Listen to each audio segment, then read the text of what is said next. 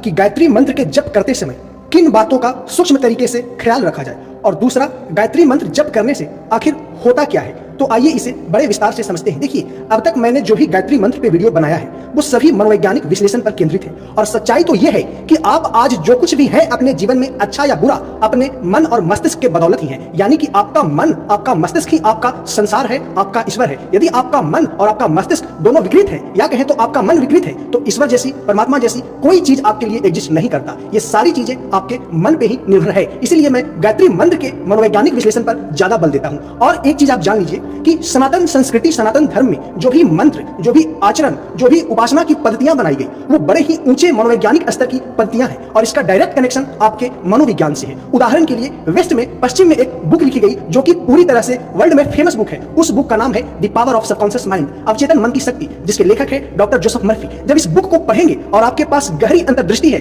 तो आप देख पाएंगे कि डॉक्टर मर्फी इस बुक में आखिर बताना क्या चाह रहे हैं। आपके मस्तिष्क के छुपे हुए उन शक्तियों के बारे में आपको याद दिला रहे हैं जो आप भूल गए हैं, और ज्यादा गहराई से जब अध्ययन करेंगे तो पाएंगे कि ये चीजें सनातन धर्म में विश्वास की शक्ति, अवचेतन मन की शक्ति को जगाने के लिए सनातन धर्म में अनेकों मंत्र, अनेकों उपासनाएं, अनेकों प्राणायाम की पद्धतियां बनाई गई, जिससे व्यक्ति का चेतन मन शांत हो और अवचेतन मन का द्वार खुल जाए, और उस वक्त व्यक्ति जो भी भावना करे वह भावना व्यक्ति के अवचेतन मन में चला जाए, और जो भावना, जो इमोशंस, जो व्यवहार, जो इंटेंशन आपके अवचेतन मन में चला गया वह आपके जीवन का हिस्सा बन जाएगा। इसीलिए हमेशा इन बातों का सनातन धर्म में ख्याल रखा जाता है कि आप पूजा पाठ करते वक्त, उपासना करते वक्त, विशेष उपासना की क्रिया मंत्रोच्चारण से गुजरते वक्त मन और शरीर दोनों स्तर से साफ हो जाए, क्योंकि उस दौरान जब आप उपासना से गुजरेंगे या मंत्र प्राणायाम से गुजरेंगे तो आपके अवचेतन मन के द्वार खुल जाएंगे, और उस वक्त आपका चित्त, आपका मन, आपका शरीर जैसी अवस्था में होगा वैसा ही आपका भविष्य में व्यवहार बनेगा। तो जोसेफ मर्फी का पूरा सिद्धांत जो उन्होंने वर्णन किया है वो सभी सनातन संस्कृति के उपासना पद्धति में व्याप्त है। और मैं जब इसका अध्ययन किया तो मुझे आश्चर्य इस बात का लगा कि सनातन धर्म में इतनी महान महान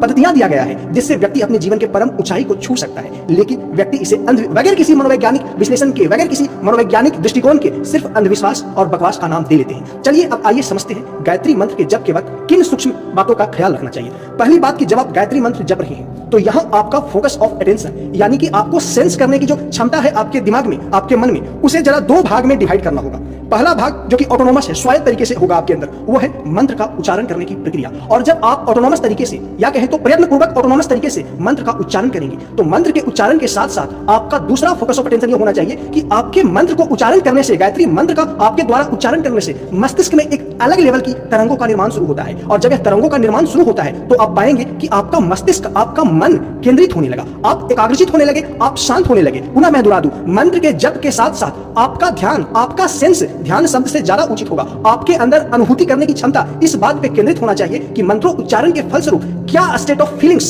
स्टेट ऑफ माइंड आपके अंदर क्रिएट हो रहा है। तो आप पाएंगे कि गायत्री मंत्र के जप के वक्त आपका श्वास गहरा होते चला जा रहा है, आप शांत और एकात्म फील कर रहे हैं, एकाग्रचित फील कर रहे हैं। आपके अंदर जो बिखराव था, आपके मन में, आपके चित्त में जो बिखराव था, वो गायत्री मंत्र के उच्चारण के साथ साथ वो घनीभूत होने लगा और केंद्रित होने लगा। और जब घनीभूत और केंद्रित आपकी साइकिक पावर होने लगती है गायत्री मंत्र के उच्चारण के साथ साथ, तब आपके चेतन मन जो हमेशा बेचैन, ऊहापोह में, मानसिक संघर्ष में न जाने कितने प्रकार के नकारात्मक बातों को सोचते रहता है और अपने अंदर से नकारात्मक फीलिंग्स को क्रिएट करते रहता है, वो शांत हो जाता है और आपके सबकॉन्शियस का द्वार खुल जाता है। और इसी वक्त आपको चेतन रूप से जो भावना करेंगे, इसी वक्त आप चेतन रूप से जो भावना करेंगे वो आपके अवचेतन का हिस्सा बन जाएगा। तो पहला पॉइंट मैंने समझाया, गायत्री मंत्र के उच्चारण के साथ साथ आपका सेंस इस बात को अनुभव करने में होना चाहिए कि क्या हमारे शरीर और मन पे इसके अंदर से प्रभाव उत्पन्न हो रहा है। और प्रभाव उत्पन्न यही होगा कि आपकी श्वास गहरी हो जाएगी, मस्तिष्क की तरंगें एकाग्रचित हो जाएगी, स्थिर हो जाएगी, चेतन मन आपका शांत होने लगेगा। और कई व्यक्ति पाएंगे कि मुझे नींद भी आने लगी गायत्री मंत्र के उच्चारण के वक्त। तो इसमें कोई घबराने वाली बात नहीं है। शुरुआती अवस्था में 1, 2, 3 महीने यह होगा, क्योंकि गायत्री मंत्र का उच्चारण करते ही आप शांत हो जाते हैं, ऐसे शांत जो पहले कभी न हुए हो, वर्षों से आप शांत न हुए हो। और शांत होंगे तो नींद अपने आगोश में आपको स्वाभाविक रूप से ले ही लेगी। इसलिए नींद कई लोग को आता है, घबराए नहीं, कुछ महीने आएंगे, आप मंत्र का जप नियमित रूप से चालू रखें, कुछ दिन पे पाएंगे कि नींद अपने आप विलीन होने लगा और आपके अंदर एक ऊंचे स्तर का फोकस, एक ऊंचे स्तर का सेंस करने की क्षमता क्रिएट होने लगा है आपके मन में। तो पहला चीज आप समझ गए, गायत्री मंत्र के उच्चारण के साथ साथ आपका सेंस इस पे होना चाहिए, क्या अनुभूति हो रहा है। लोग गलती, इस बात को मैं 3 बार दोहराया इस वीडियो में, लोग गलती ये करते हैं ना कि अपना पूरा बल गायत्री मंत्र के उच्चारण में ही झोंक देते हैं और वो दबावपूर्ण, तनावपूर्ण अपने आप को, अपने मन और शरीर को पूरी तनावपूर्ण रख के जैसे कोई काम है